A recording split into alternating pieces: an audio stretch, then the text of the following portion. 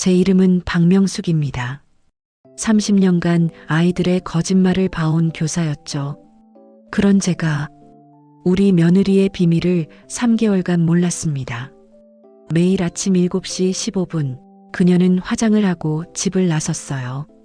정확히 2시간 후 땀에 젖은 옷을 갈아입고 샤워를 했죠. 어느 날 아침 저는 그녀를 몰래 뒤쫓았습니다.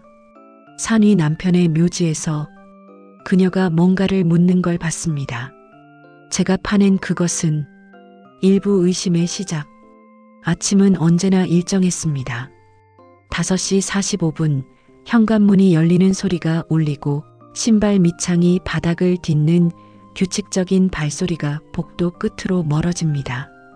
어머니, 다녀오겠습니다. 그 한마디는 늘 똑같은 음정이었어요. 단정하고 곱고 흔들림이 없었죠.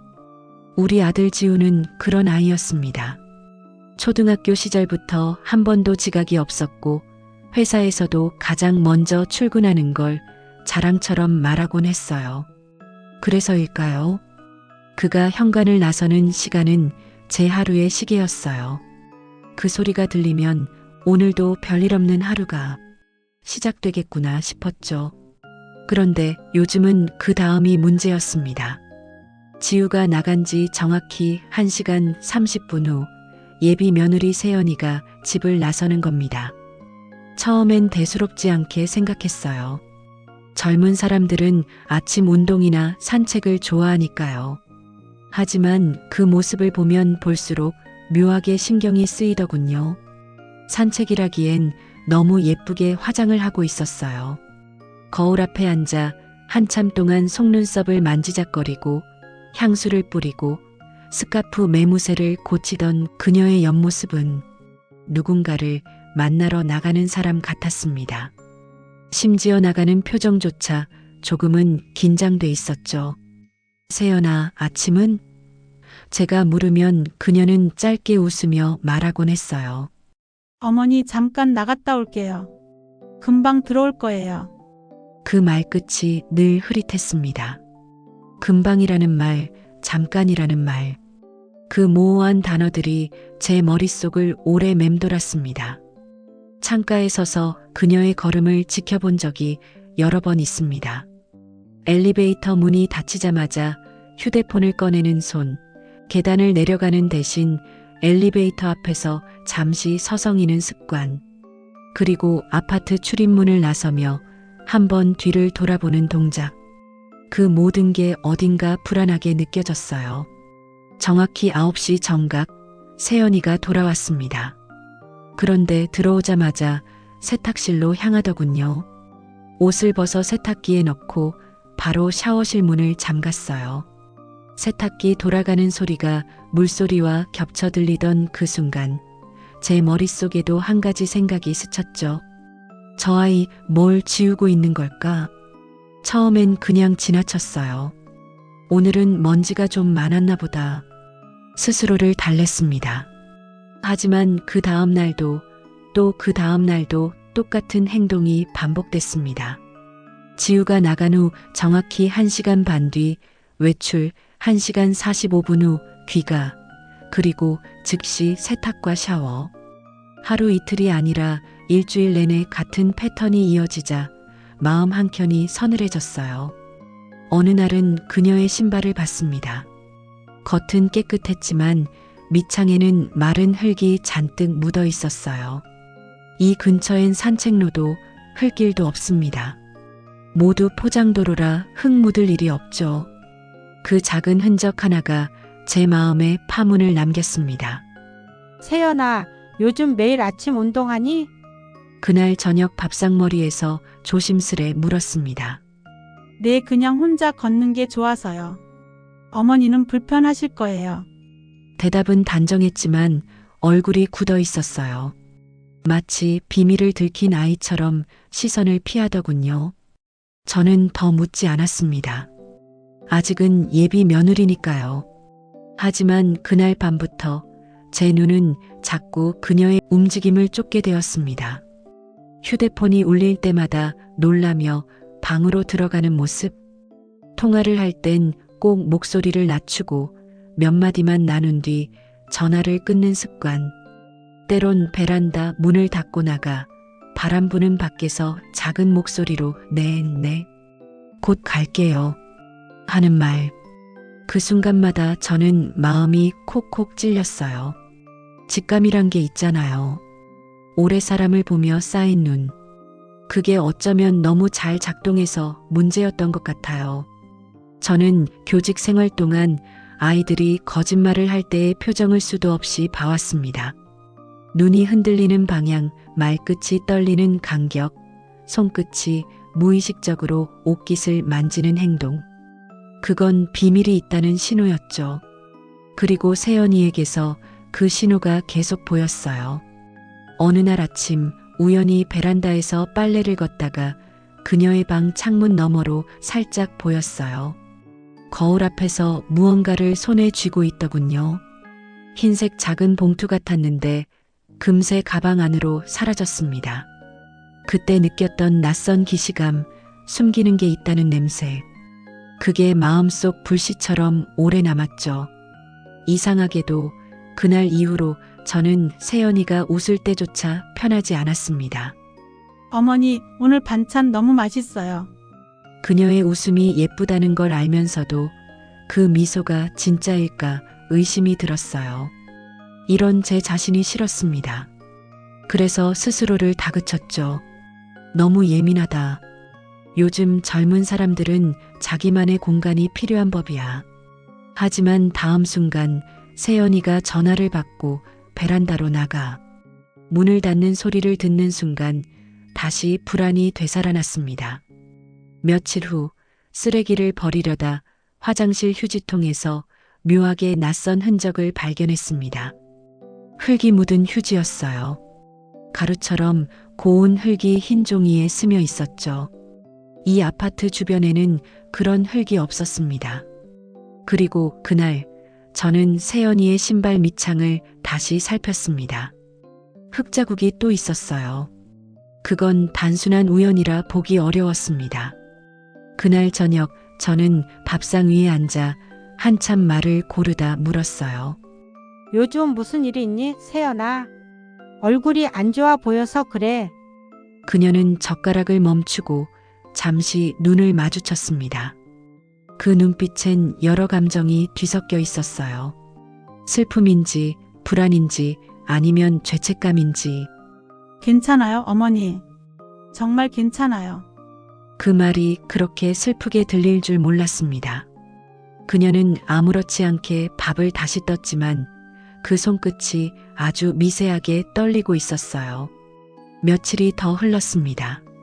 지우는 회사 일이 바쁘다며 거의 밤 10시가 넘어서야 귀가했어요. 엄마, 세연 씨 잘 지내죠? 그래, 잘 지내지. 그렇게 대답했지만 제 속은 이미 불안으로 가득했습니다. 세연이는 매일 어딘가를 가고 있었고 돌아오면 언제나 옷을 갈아입고 씻었어요. 게다가 한밤중에도 휴대폰이 울리면 조용히 방을 나가 전화를 받았습니다. 전화기 불빛에 잠깐 비치는 얼굴에는 평온 대신 그늘이 있었죠. 저는 더 이상 그냥 넘길 수가 없었습니다. 진실을 모른 채 아들을 결혼시킬 수는 없으니까요. 의심이란 건 한 번 생기면 잡초처럼 자랍니다. 애써 눌러도 새벽이면 다시 고개를 들죠. 그날 밤 저는 거실에 앉아 오래된 앨범을 펼쳐봤습니다. 지우가 어릴 때 제 손을 꼭 잡고 있던 사진, 초등학교 입학식 때 웃던 얼굴, 그 사진 속 아이를 지키고 싶었어요. 그게 어머니의 마음이라는 걸 그때 다시 깨달았죠. 그리고 결심했습니다. 내일 직접 확인하자. 지우가 출근한 뒤 세연이가 나서면 그때부터 내가 뒤따라가 보는 거다. 혹시 착각이라면 다행이고 아니면 그 진실을 내 눈으로 보자. 아무리 믿고 싶어도 눈으로 보기 전엔 안심할 수 없을 것 같았어요. 그날 밤은 유난히 잠이 오지 않았습니다. 이불 속에서 뒤척이다가 새벽녘에야 잠시 눈을 붙였는데 꿈속에서도 세연이가 나를 향해 등을 돌리고 걸어가고 있더군요. 흐릿한 새벽빛이 커튼 틈으로 들어왔습니다. 그 빛 속에서 저는 중얼거렸어요. 세연아, 너는 대체 어디로 가는 거니? 그날 아침 눈을 뜨자마자 시계를 봤습니다. 아직 5시 반. 지우가 출근할 시간이 가까워 오고 있었죠. 심장이 괜히 빨리 뛰었습니다. 이제 곧 진실이 드러날 테니까요. 이브 밤의 공원. 결심은 했지만 막상 실행에 옮기려니 손이 떨렸습니다. 새벽 5시 30분 알람이 울리기 전에 눈을 떴어요. 입안이 바짝 말라 있었고 손바닥에 식은 땀이 배어 있었습니다. 오늘 따라가면 뭘 보게 될까? 거울 앞에 선 제 얼굴은 낯설었습니다. 평생 의심 많은 사람으로 살지 않았는데 지금 거울 속 여자는 마치 탐정처럼 날카로운 눈을 하고 있었어요. 어두운 색 바람막이를 꺼내 입고 챙이 넓은 모자를 눌러 썼습니다. 선글라스까지 준비했죠. 이런 차림이 우스웠지만 들키면 안 됐으니까요. 5시 45분 정확히 지우가 현관문을 열었습니다. 어머니, 다녀오겠습니다. 응, 조심해서 다녀와. 평소와 똑같은 대화. 하지만 제 가슴은 평소와 달랐습니다. 쿵쾅대는 심장 소리가 지우에게 들릴까봐 숨을 참았어요. 문이 닫히고 엘리베이터가 내려가는 소리가 들렸습니다. 그리고 정적. 저는 시계만 바라봤습니다. 1시간 30분. 그 시간이 이렇게 길게 느껴진 적이 없었어요. 커피를 끓였지만 한 모금도 마시지 못했습니다. 목구멍이 막힌 것처럼 아무것도 넘어가지 않았어요. 손만 계속 시계를 확인했죠. 7시 10분. 세연이의 방에서 불이 켜졌습니다. 화장실로 가는 발소리, 물 흐르는 소리, 헤어드라이어의 웅웅거림. 모든 소리가 평소보다 크게 들렸어요. 7시 13분. 방문이 열리고 그녀가 복도로 나왔습니다. 저는 제 방 문틈으로 살짝 지켜봤어요. 오늘도 어김없이 거울 앞에 서서 립스틱을 바르고 스카프를 목에 두르더군요. 그리고 가방을 확인하는 손놀림이 무언가를 숨기는 사람의 그것이었습니다. 7시 15분. 어머니, 잠깐 나갔다 올게요. 현관문이 열리는 소리. 저는 재빨리 바람막이를 걸치고 모자를 눌러 썼습니다. 손이 너무 떨려서 지퍼를 올리는데도 시간이 걸렸어요. 현관을 나서니 복도에 그녀의 향수 냄새가 희미하게 남아 있었습니다. 엘리베이터 표시는 이미 1층을 향하고 있었죠. 놓치면 안 돼. 계단으로 뛰어내려갔습니다. 무릎이 삐걱거렸지만 신경 쓸 겨를이 없었어요. 1층 로비에 도착했을 때 마침 세연이가 단지 출입문을 나서는 게 보였습니다. 저는 한참 뒤에서 따라갔습니다. 너무 가까우면 들키고 너무 멀면 놓칠 것 같아서 거리 조절이 어려웠어요. 그녀는 정류장으로 향했습니다. 평소와 같은 버스를 탔고 저도 사람들 틈에 섞여 올라탔죠. 버스 안에서 그녀는 창밖만 바라봤습니다. 표정은 평온해 보였지만 손은 계속 가방 끈을 만지작거렸어요. 불안한 사람의 습관이죠. 대체 어디로 가는 거지? 버스는 도심을 벗어나 외곽으로 향했습니다. 건물이 낮아지고 도로변 가게들이 오래되어 보였어요. 이 방향은 남편의 묘가 있는 쪽이었습니다. 가슴이 철렁 내려앉았어요. 설마 30분쯤 지났을까요? 세연이가 벨을 눌렀습니다. 저도 황급히 일어나 뒷문으로 내렸죠. 그녀는 좁은 골목길로 들어갔습니다. 저는 멀찍이 떨어져 따라갔어요. 골목이 끝나고 산으로 오르는 오솔길이 나타났습니다. 그 순간 모든 게 명확해졌습니다. 여보, 이 아이가 당신을 찾아가고 있구나. 하지만 왜? 예비 며느리가 시아버지 묘에 혼자 매일 아침 남편 몰래 가는 이유가 뭘까? 의문은 커졌지만 발걸음을 멈출 수 없었습니다. 산길은 가팔랐습니다. 숨이 차올랐고 다리가 후들거렸어요. 하지만 세연이는 익숙한 듯 거침없이 올라갔습니다. 얼마나 올랐을까요? 나무 사이로 봉분이 보였습니다. 남편의 묘였어요. 세연이는 봉분 앞에 무릎을 꿇었습니다. 그리고 백팩에서 무언가를 꺼냈어요. 작은 꽃다발, 그리고 접이식 삽. 삽? 저는 숨을 죽이고 나무 뒤에 숨었습니다. 그녀는 봉분 옆에 흙을 조심스럽게 파기 시작했습니다. 손놀림이 서툴지 않았어요. 마치 여러 번 해본 것처럼. 손바닥만 한 구덩이가 생기자 그녀는 백팩에서 검은 비닐봉지를 꺼냈습니다. 그걸 구덩이에 내려놓고 천천히 흙을 덮었어요. 그리고 두 손을 모아 기도했습니다.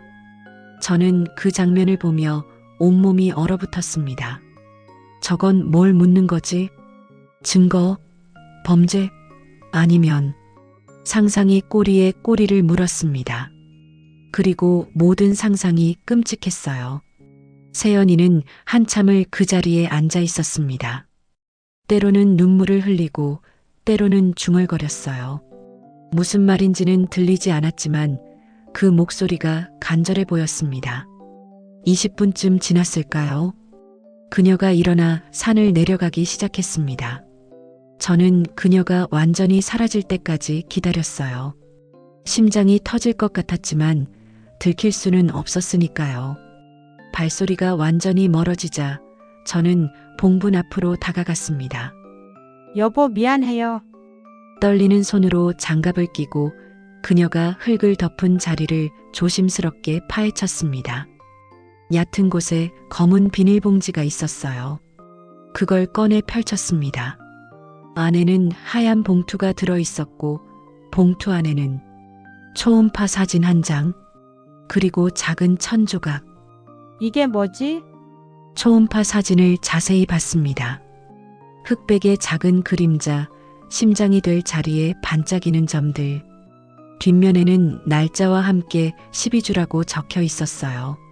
천 조각은 아기 옷에서 잘라낸 것 같았습니다. 너무 작고 너무 부드러웠어요. 머릿속이 하얘졌습니다. 아이, 세연이한테 아이가 있었던 거야? 아니, 있었다는 게 아니라 잃었다는 걸까? 그럼 아버지는? 우리 지우? 아니면 다른 남자? 공원에서 봤던 그 남자의 얼굴이 떠올랐습니다. 세연이의 어깨에 손을 올렸던 그 남자. 그리고 그녀의 눈물. 그 남자의 아이를 잃고 여기에 묻는 거야? 가슴이 무너지는 것 같았습니다. 우리 아들이 결혼하려는 여자가 다른 남자의 아이를 품었다가 잃고 그걸 숨기고 있다면. 손이 부들부들 떨렸습니다. 저는 초음파 사진만 조심스럽게 가방에 넣었습니다. 나머지는 다시 봉투에 담아 원래대로 묻었어요. 여보, 이게 맞는 걸까요? 제가 너무 나쁜 사람이 되는 건 아닐까요? 하지만 알아야 했습니다. 진실을. 산을 내려오는 내내 다리가 휘청거렸습니다. 머릿속에선 온갖 생각이 소용돌이쳤어요. 지우에게 말해야 하나? 세연이를 먼저 추궁해야 하나? 집에 돌아왔을 때는 이미 오전 10시가 넘어 있었습니다. 현관문을 열자 세연이가 거실에서 차를 마시고 있었어요. 깨끗한 옷으로 갈아입고 평온한 얼굴이었습니다. 어머니, 어디 다녀오세요? 그 자연스러움이 소름 돋게 만들었습니다. 응, 친구 좀 만나고 왔어. 제 목소리가 떨렸지만 그녀는 눈치채지 못한 것 같았어요. 점심 준비해 놓을게요. 금방 해요. 저는 고개만 끄덕이고 방으로 들어왔습니다. 가방에서 초음파 사진을 꺼내 다시 봤습니다. 작은 생명의 흔적. 하지만 이젠 사라진 생명. 누구의 아이였을까? 왜 우리 남편 묘에 묻었을까? 그날 밤 제가 결정적인 장면을 목격하게 될 줄은 몰랐습니다. 밤 10시. 지우는 야근으로 늦는다고 문자를 보냈어요. 저는 거실에서 TV를 보는 척하며 세연이를 지켜봤습니다. 그녀는 방에서 책을 읽고 있는 것 같았어요. 평온한 저녁이었죠. 그런데 10시 30분쯤 세연이의 방문이 조심스럽게 열렸습니다. 그녀가 슬리퍼를 신고 현관으로 향했어요. 이 시간에 저는 재빨리 불을 끄고 어둠 속에 숨었습니다. 현관문이 열리고 그녀가 나갔습니다. 이번엔 망설임 없이 저도 따라 나섰어요. 복도, 엘리베이터, 그리고 단지 밖. 그녀는 걸음이 빨랐습니다. 어디론가 서두르는 것처럼 10분쯤 걸었을까요? 근처 작은 공원에 도착했습니다. 가로등 아래 벤치에 한 남자가 앉아 있었어요. 30대 초반으로 보이는 깔끔한 인상의 남자.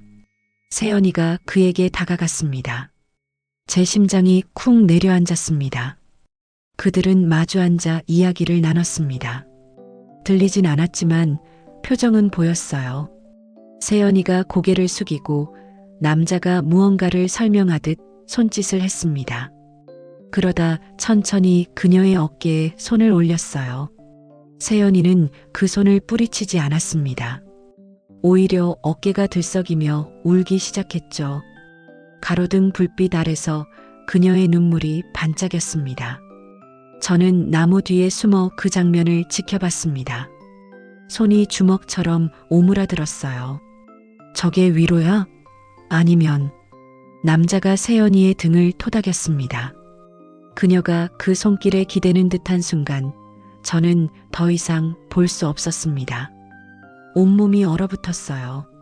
분노인지 배신감인지 아니면 슬픔인지 알 수 없는 감정이 밀려왔습니다. 우리 지우는 이런 줄도 모르고 발을 돌렸습니다. 더 보면 안 될 것 같았어요. 보면 볼수록 확신만 커질 것 같았으니까요. 집으로 돌아오는 길, 다리에 힘이 없었습니다. 현관문 앞에서 한참을 서 있다가 겨우 문을 열었어요. 거실은 고요했습니다. 시계만 또각또각 소리를 내고 있었죠. 얼마 후 현관문이 열렸습니다. 세연이가 돌아온 거예요. 그녀는 아무렇지도 않은 얼굴로 욕실로 향했습니다.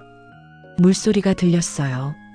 저는 방 안에서 이불을 뒤집어 쓰고 있었지만 잠은 오지 않았습니다. 내일은 확실히 물어봐야겠어. 더 이상 참을 수가 없었어요. 초음파 사진, 밤의 남자, 그리고 눈물. 이 모든 조각이 맞춰지면 나는 무엇을 보게 될까? 3부 뒤따라간 진실. 그날 밤 이후 저는 이틀을 더 지켜봤습니다. 확신하고 싶었어요. 한 번의 목격으로 판단하기엔 너무 큰 일이었으니까요. 이틀 밤 세연이는 똑같이 10시 30분에 집을 나섰습니다.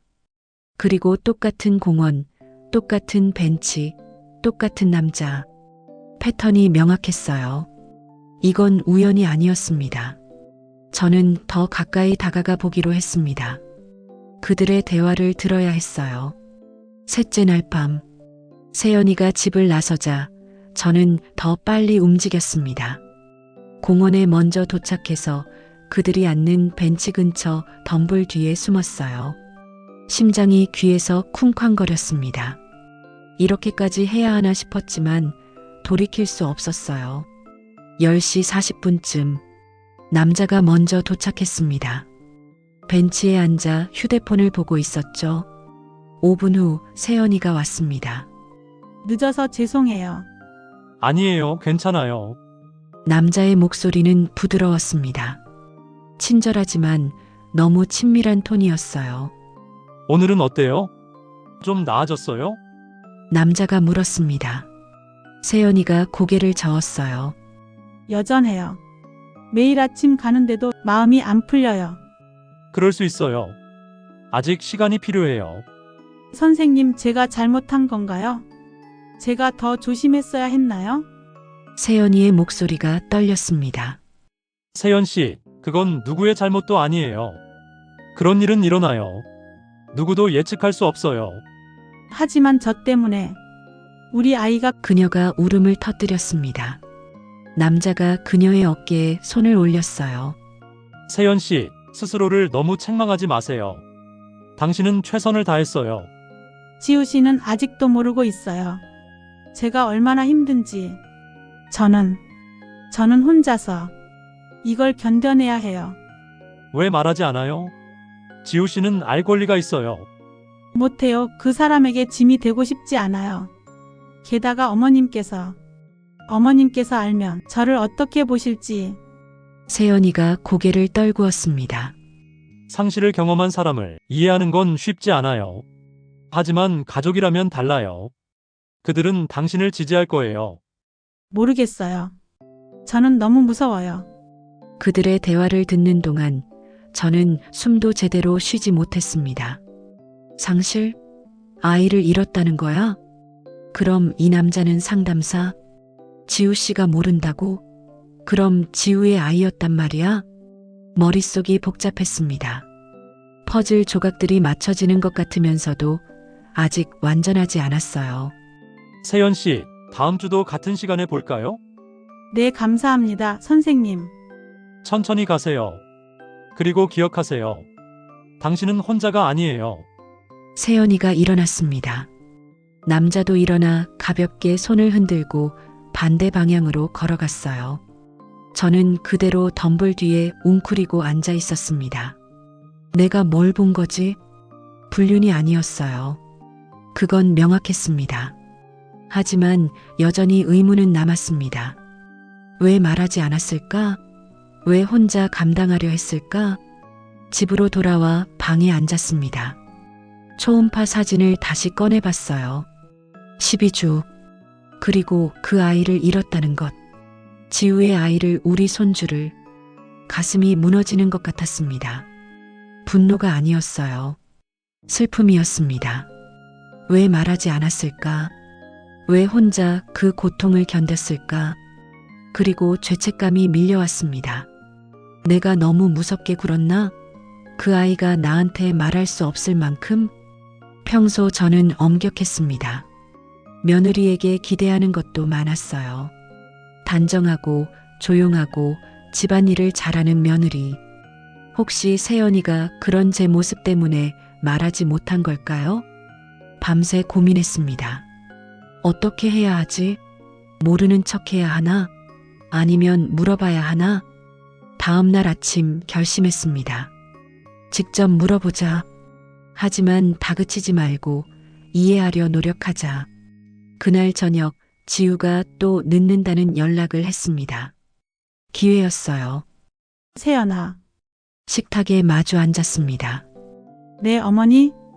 그녀의 눈빛이 약간 긴장했어요. 뭔가 눈치챈 걸까요? 요즘 많이 힘들지? 네? 밤에 잘 자니? 아, 네, 괜찮아요. 거짓말이었습니다. 그녀의 눈 밑에는 다크서클이 짙었어요. 세연아, 나한테 숨기는 거 없니? 그 순간 그녀의 얼굴이 하얗게 변했습니다. 어머니. 솔직하게 말해봐. 나는 내 편이야.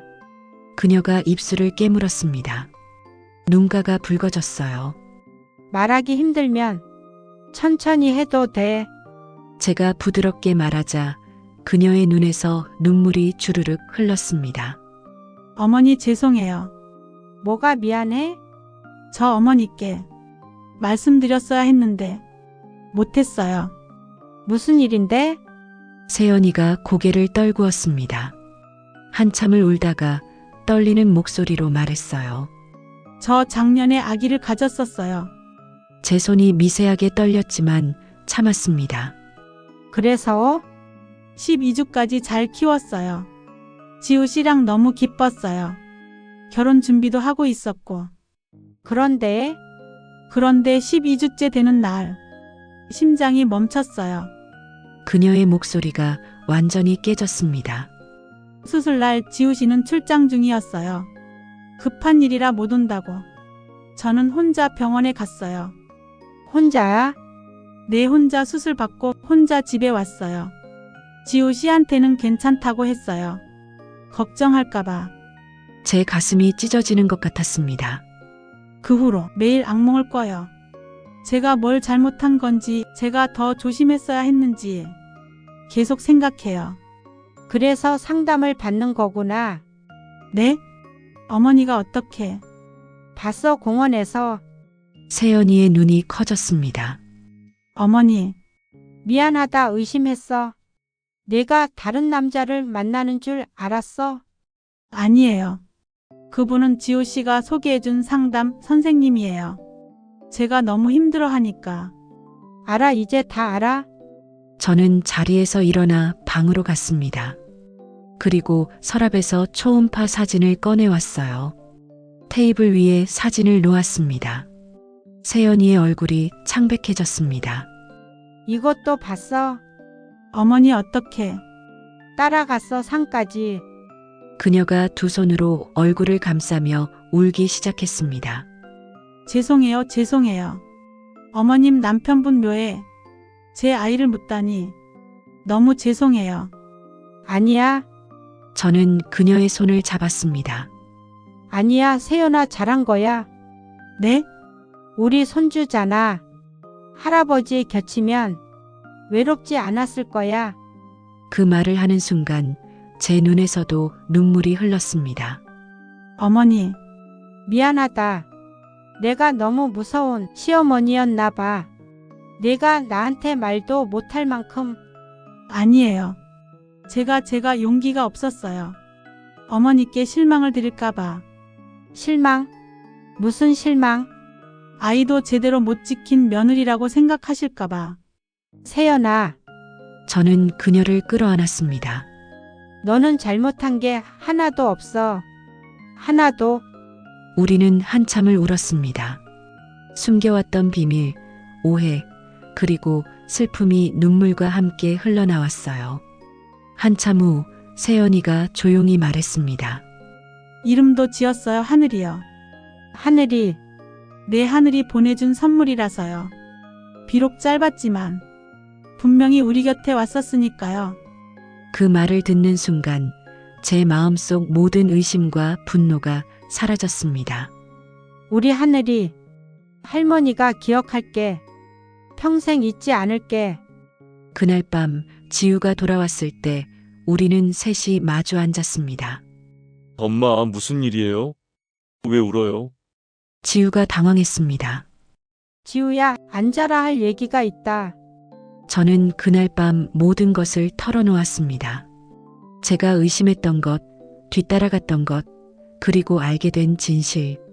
지우의 얼굴이 점점 굳어졌어요. 엄마, 그걸 혼자.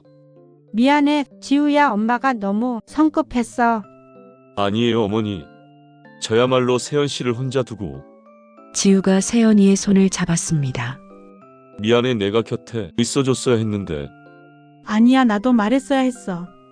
우리는 그날 밤 오래 이야기했습니다. 숨겼던 것들, 오해했던 것들, 그리고 앞으로 어떻게 할 것인지. 어머니, 저희 다시 시작해도 될까요? 세연이가 조심스럽게 물었습니다. 무슨 소리야? 우리는 가족이야. 이제부터 시작이지. 그날 밤 제 마음속 무거운 짐 하나가 내려졌습니다. 하지만 새로운 두려움이 생겼어요. 이 아이들이 다시 아이를 가질 수 있을까? 그 아픔을 이겨낼 수 있을까? 사부 폭풍 전야. 진실을 알고 난 후 우리 집의 공기가 달라졌습니다. 더 이상 비밀은 없었어요. 하지만 상처는 여전히 아물지 않았습니다. 세연이는 여전히 매일 아침 산에 갔습니다. 이제는 숨기지 않았어요. 어머니, 하늘이한테 다녀올게요. 그래, 조심해서 다녀와. 어느 날은 제가 함께 갔습니다. 산을 오르며 세연이가 말했어요. 어머니 무섭지 않으세요? 저 같은 며느리. 무서울 게 뭐 있니? 저 아이도 제대로 못 지켰잖아요. 세연아, 저는 걸음을 멈추고 그녀를 봤습니다. 너는 최선을 다했어. 그걸로 충분해. 하지만은 없어. 너는 좋은 엄마였어. 비록 짧았지만. 그녀의 눈에 눈물이 고였습니다. 고마워요, 어머니. 봉분 앞에 도착했을 때 우리는 나란히 무릎을 꿇었습니다. 하늘아, 할머니야, 늦게 인사하러 왔다. 바람이 나뭇잎을 흔들었어요. 마치 대답하는 것처럼. 내 엄마 참 예쁘지? 할머니가 잘 돌봐줄게. 너는 할아버지 곁에서 편히 쉬렴. 세연이가 제 손을 꼭 잡았습니다. 그 손이 떨리고 있었어요. 어머니, 저 다시 임신해도 될까요? 갑작스러운 질문이었습니다. 무슨 소리야? 무서워요, 또 잃을까봐. 그런데 또 포기하고 싶지도 않아요. 제 가슴이 먹먹해졌습니다. 세연아, 그건 내가 결정할 일이야. 하지만 어머니는 어떻게 생각하세요? 저는 한참을 생각했습니다. 솔직히 말하면 저도 무서웠어요. 또 그 아이가 아픔을 겪을까봐. 하지만 내가 준비됐다면 엄마는 응원해. 정말요? 그래, 그리고 이번엔 내 곁에 있어 줄게. 혼자 두지 않을게. 세연이가 제 품에 안겼습니다. 고마워요, 어머니, 정말 고마워요. 그날 이후 세연이의 표정이 조금씩 밝아졌습니다. 여전히 슬픔은 있었지만 희망도 생긴 것 같았어요. 그런데 문제가 생겼습니다. 한 달이 지나고 두 달이 지나도 소식이 없었어요. 세연이의 얼굴이 점점 어두워졌습니다. 어머니, 혹시 제가 다시는 못 가지는 걸까요? 그런 소리 하지 마.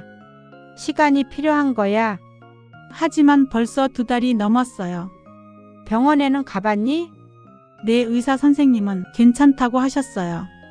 몸은 건강하대요. 그럼 됐잖아. 조금만 더 기다려 보자. 하지만 3달, 4달이 지나도 소식은 없었습니다. 세연이는 점점 지쳐갔어요. 매달 생리가 시작될 때마다 방에서 울었습니다. 왜 안 될까요? 제가 뭘 잘못한 걸까요? 저도 답을 찾을 수 없었습니다. 어느 날 밤 지우와 둘이 이야기를 나눴습니다. 엄마, 세연이가 너무 힘들어해요. 나도 알아. 제가 곁에 있어줬어야 했는데. 지우야, 너 자책하지 마. 넌 최선을 다하고 있어. 하지만 엄마, 세연이가 저한테 말했어요. 자기가 문제라고, 자기 때문에 아이가 안 생긴다고. 제 가슴이 철렁 내려앉았습니다. 그 아이가 그런 말을?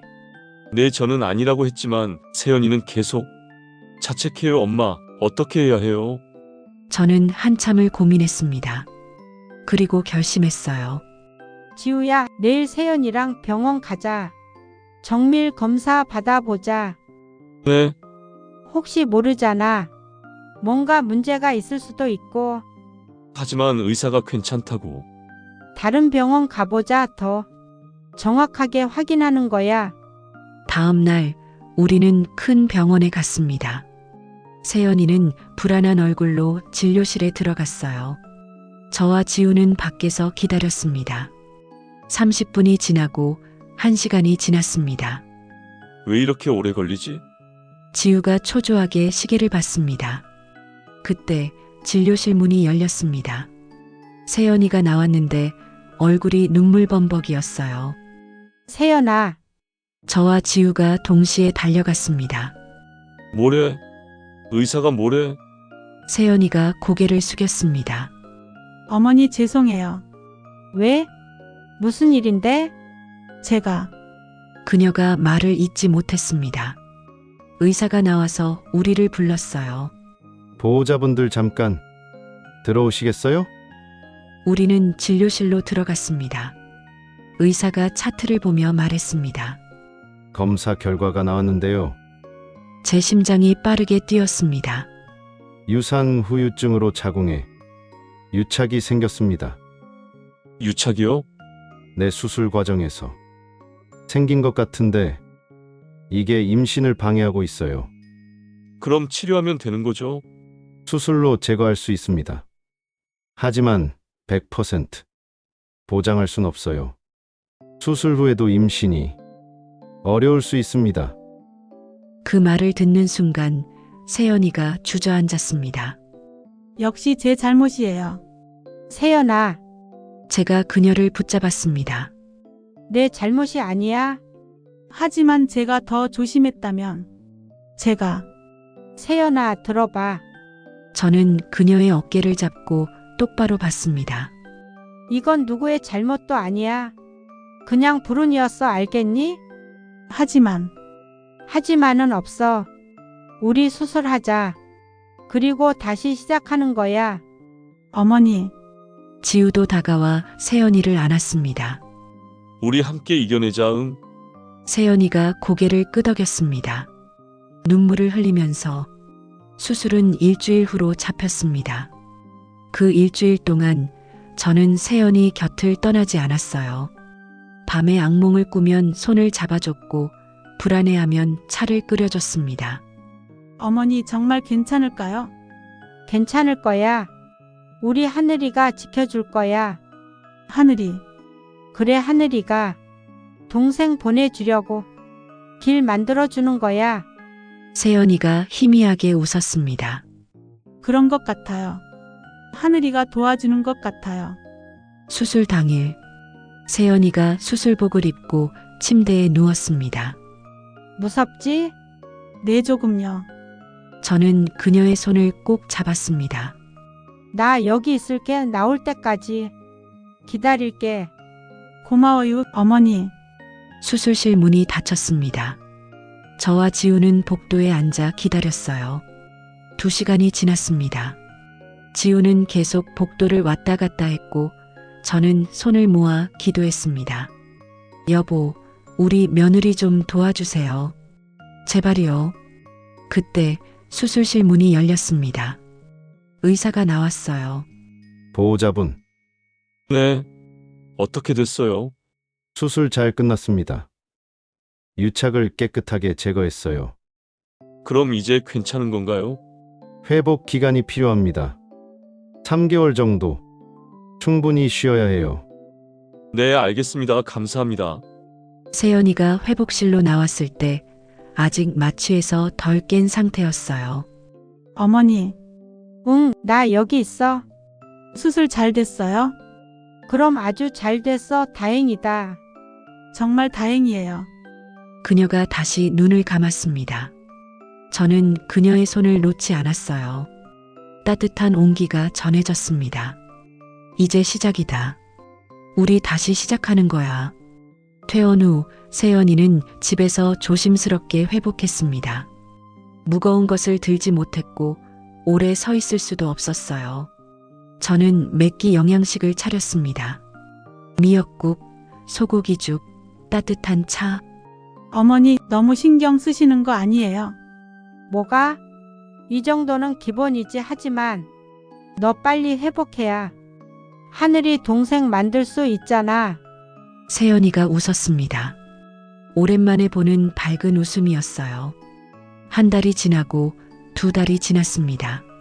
세연이의 몸이 점점 좋아졌어요. 얼굴에도 혈색이 돌았습니다. 어머니, 저 이제 괜찮은 것 같아요. 그래? 아직은 조심해야 해. 알아요. 근데 정말 희망이 생긴 것 같아요. 그래, 좋은 마음으로 있어. 그럼 좋은 일 생길 거야. 3달째 되는 날, 세연이가 병원에 갔습니다. 정기 검진이었어요. 저는 집에서 기다렸습니다. 괜히 초조했어요. 2시간 후 세연이가 돌아왔습니다. 표정이 묘했어요. 세연아, 뭐래? 어머니, 응? 임신했어요. 순간 시간이 멈춘 것 같았습니다. 뭐라고? 6주예요. 아직 초기지만. 심장 소리 들었어요. 제 눈에서 눈물이 터져 나왔습니다. 정말이니? 정말? 네, 정말이에요. 우리는 부둥켜 안고 울었습니다. 기쁨의 눈물, 안도의 눈물, 그리고 감사의 눈물. 하늘아, 고마워. 동생 보내줘서. 고마워. 그날 저녁 지우가 퇴근하자마자 세연이가 말했습니다. 여보, 나 할 말 있어. 응? 무슨 일인데? 우리 아기 생겼어. 지우의 얼굴이 굳었습니다. 그리고 천천히 웃음이 번졌어요. 정말? 정말이야? 응, 6주래. 지우가 세연이를 안아 올렸습니다. 조심해. 아기. 아, 맞다. 우리는 웃으며 울었습니다. 행복은 이렇게 오는 거였어요. 고통 끝에, 기다림 끝에. 하지만 저는 알고 있었습니다. 진짜 시험은 이제부터라는 것을, 12주 그 고비를 넘겨야 한다는 것을. 오부 용서의 봄. 임신 소식 이후 우리 집은 조심스러운 긴장감으로 가득했습니다. 세연이는 매일 아침 조심스럽게 일어났어요. 몸 상태를 확인하고 이상이 없나 살폈습니다. 저도 마찬가지였어요. 세연이의 작은 신음소리만 들려도 가슴이 철렁 내려앉았죠. 어머니 괜찮아요. 그냥 좀 메스꺼운 거예요. 입덧이구나. 먹고 싶은 거 있니? 아니요, 아무것도 못 먹겠어요. 그래도 먹어야지. 조금씩이라도. 저는 매일 다른 음식을 준비했습니다. 신 것, 짠 것, 단 것 뭐라도 입에 맞기를 바라며 6주가 7주가 되고 8주가 되었습니다. 세연이의 입덧은 심해졌어요. 하루에도 몇 번씩 화장실을 들락거렸습니다. 세연아, 물이라도 마셔. 어머니 물도 안 넘어가요. 보는 제 마음이 아팠습니다. 9주 검진 날, 우리는 셋이 함께 병원에 갔습니다. 초음파실에서 의사가 기계를 움직였어요. 화면에 작은 콩알만 한 게 보였습니다. 여기 보세요, 심장. 뛰는 거 보이죠? 또각, 또각, 또각. 규칙적인 소리가 들렸습니다. 세연이가 눈물을 흘렸어요. 우리 아기 잘 자라고 있네요. 네. 아주 건강합니다. 검진을 마치고 나오는 길, 세연이가 제게 말했습니다. 어머니 12주까지 무사히 넘길 수 있을까요? 넘길 수 있어. 이번엔 다를 거야. 하지만 저번에도. 세연아, 저는 그녀의 손을 잡았습니다.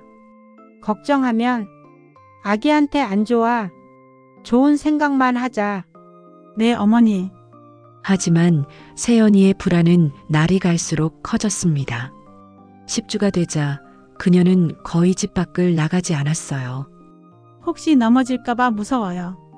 그래, 집에서 쉬어. 엄마가 다 해줄게. 11주. 세연이는 밤마다 악몽을 꿨습니다. 안 돼, 안 돼. 잠꼬대 소리에 저는 그녀 방으로 갔습니다. 세연아, 깨. 어머니, 꿈 꿨구나. 내 또 아기를 잊는 꿈이었어요.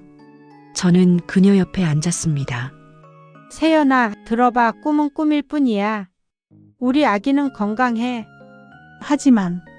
하지만은 없어. 지금 내 뱃속에서 잘 자라고 있잖아. 세연이가 배를 쓰다듬었습니다. 그렇죠, 우리 아기 건강하죠? 그럼 하늘이가 동생 잘 지켜주고 있어. 그 말에 세연이가 조금 안정됐어요. 하늘아, 동생 잘 부탁해. 드디어 12주가 되었습니다. 검진날 아침 세연이는 거의 밥을 먹지 못했어요. 어머니 너무 떨려요. 괜찮아. 다 잘 될 거야. 만약에 또 만약은 없어. 우리 아기 건강하다. 병원으로 가는 차 안 세연이는 계속 배를 쓰다듬었습니다. 지우가 그녀의 손을 잡았어요. 우리 아기 힘내자. 초음파실에 들어갔습니다. 의사가 기계를 움직였어요. 1분, 2분, 3분. 세연이의 손에 땀이 맺혔습니다. 의사 선생님 괜찮은 거죠? 의사가 웃었습니다. 네. 아주 건강합니다. 심장도 튼튼하고 크기도 정상이에요. 정말요? 정말 괜찮은 거죠? 내 12주 고비. 잘 넘기셨어요. 그 순간 세연이가 울음을 터뜨렸습니다. 고마워요, 정말 고마워요. 저도 눈물이 났습니다. 지우도 울고 있었어요. 우리는 진료실에서 한참을 울었습니다. 기쁨의 눈물, 안도의 눈물. 축하드립니다. 이제 안정기에 들어가요. 의사의 말에 우리는 고개를 끄덕였습니다.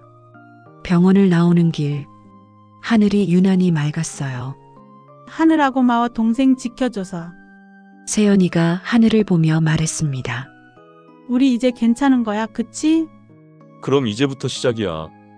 그날 저녁 우리는 작은 축하 파티를 했습니다. 미역국과 잡채 그리고 과일을 준비했어요. 건배. 우리는 보리차를 들고 건배했습니다. 우리 아기 건강하게 자라자. 그날 밤 저는 남편 사진 앞에 앉았습니다. 여보 봤죠? 우리 며느리 12주 넘겼어요. 이제 괜찮을 거예요. 사진 속 남편이 웃고 있는 것 같았어요. 하늘이 더 잘 지켜주고 있죠? 고마워요, 여보. 시간은 빠르게 흘렀습니다.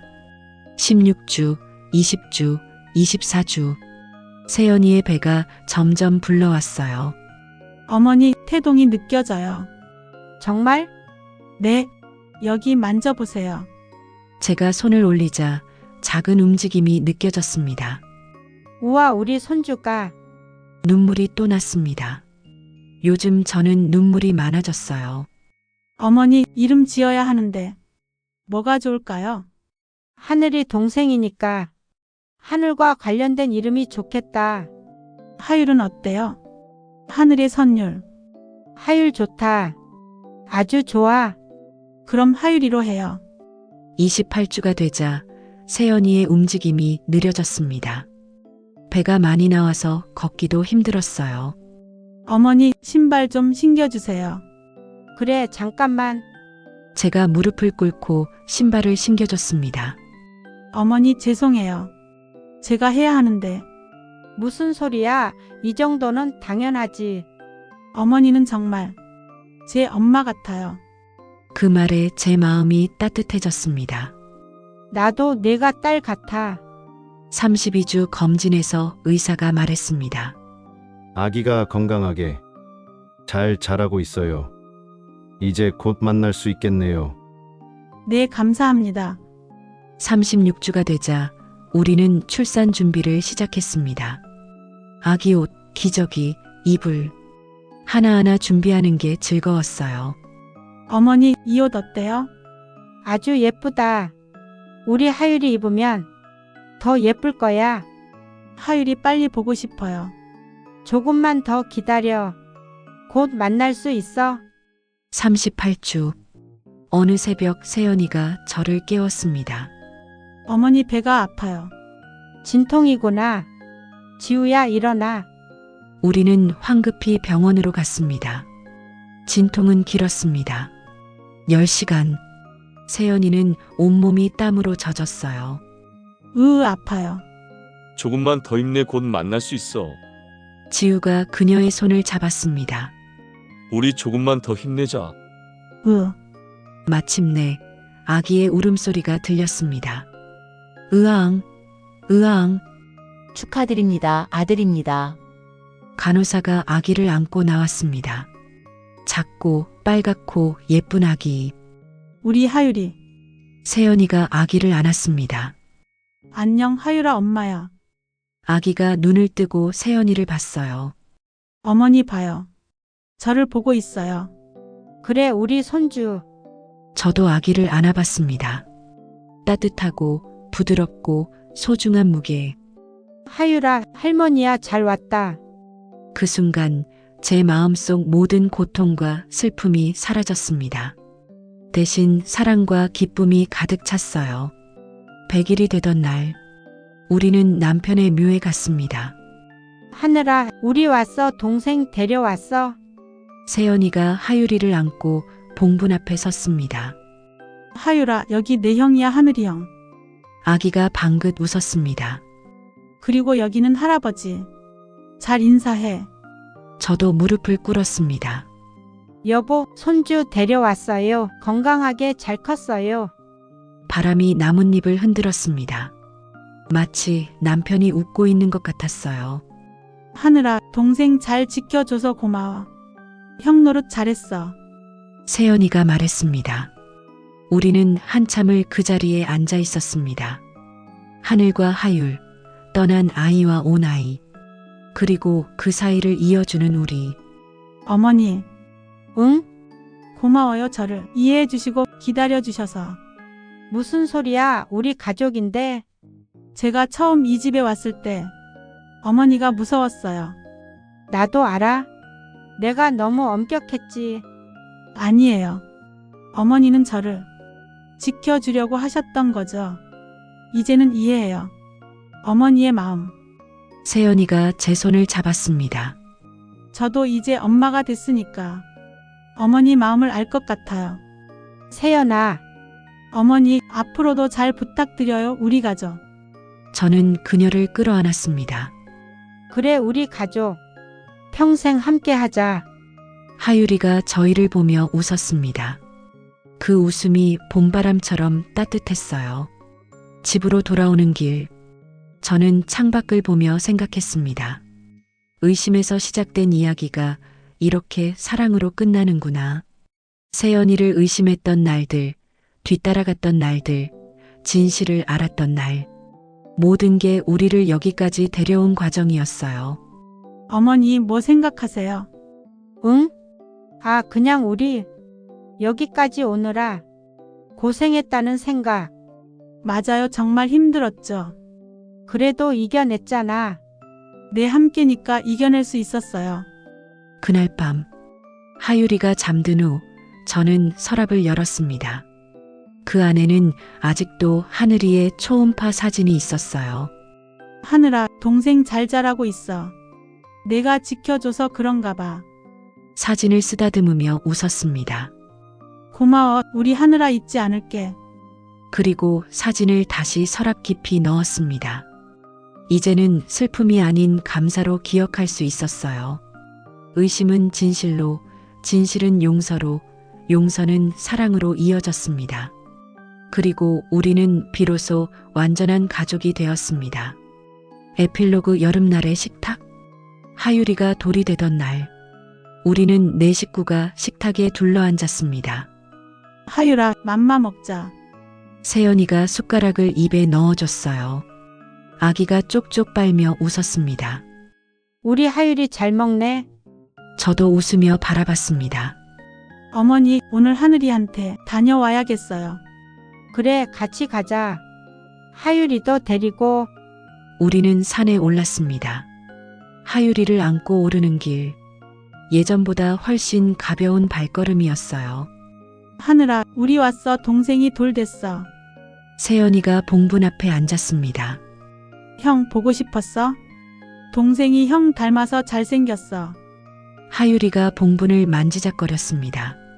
하율아, 여기 내 형이야. 하늘이 형. 아기가 하고 소리를 냈어요. 마치 인사하는 것처럼. 그래, 잘 인사했어. 저도 옆에 앉았습니다.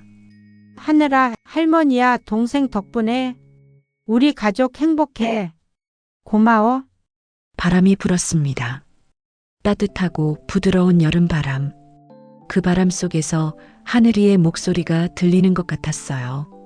할머니, 엄마, 동생 잘 부탁해요. 그래, 할머니가 잘 돌볼게. 걱정하지 마. 우리는 한참을 그 자리에 앉아 있었습니다. 과거와 현재, 슬픔과 기쁨이 공존하는 그곳에서 어머니, 이제 내려가요. 그래, 산을 내려오는 길, 하율이가 제 품에서 잠들었습니다. 따뜻한 숨결이 느껴졌어요. 이 작은 생명을 지키는 것, 그게 내 남은 인생의 의미구나. 집에 도착했을 때 세연이가 말했습니다. 어머니, 오늘 저녁은 제가 할게요. 내가? 네, 어머니 좀 쉬세요. 제가 이제 다 컸어요. 저는 웃으며 고개를 끄덕였습니다. 그래, 우리 며느리 이제 다 컸네. 거실 소파에 앉아 하율이를 바라봤습니다. 평화로운 오후, 따뜻한 햇살이 창문으로 들어왔어요. 여보, 우리 잘 살고 있어요. 걱정 마세요. 마음속으로 남편에게 말했습니다. 그때 부엌에서 세연이의 콧노래가 들렸어요.